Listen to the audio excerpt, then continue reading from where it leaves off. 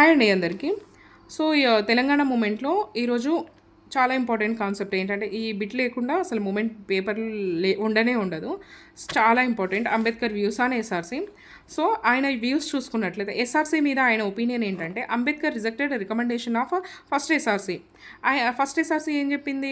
16 states and 3 UTs తో form చేయాలని చెప్పింది కదా!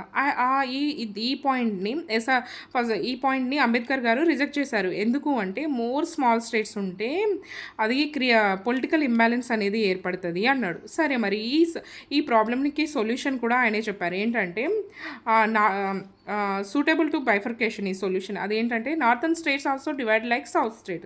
మీరు సౌత్ స్టేట్స్ని డివైడ్ చేస్తున్నారు కదా, అట్లనే నార్త్ స్టేట్స్ కూడా డివైడ్ చేయండి, అప్పుడు ప్రాబ్లమ్స్ అనేది క్లియర్ అయిపోతుంది అనేసి చెప్పిండు.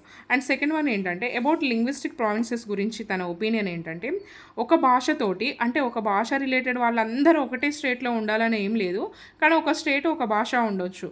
అంటే వన్ లాంగ్వేజ్ వన్ స్టేట్ అనే దాన్ని రిజెక్ట్ చేసిండు. వన్ స్టేట్ వన్ లాంగ్వేజ్ అనే దాన్ని యాక్సెప్ట్ చేసిండు. ఇక్కడ మనం గుర్తుపెట్టుకోవాల్సింది స్టేట్ ఫస్ట్ వస్తుంది. దాన్ని యాక్సెప్ట్ చేసిండు. నెక్స్ట్ వచ్చేసి Ambedkar views on smaller state.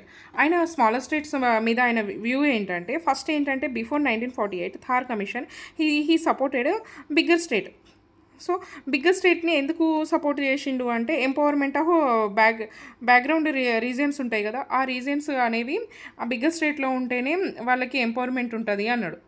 కానీ ఈ supported 1953 to 55 Fazal Ali commission అప్పుడు స్మాలర్ స్టేట్ని సపోర్ట్ చేసిండు.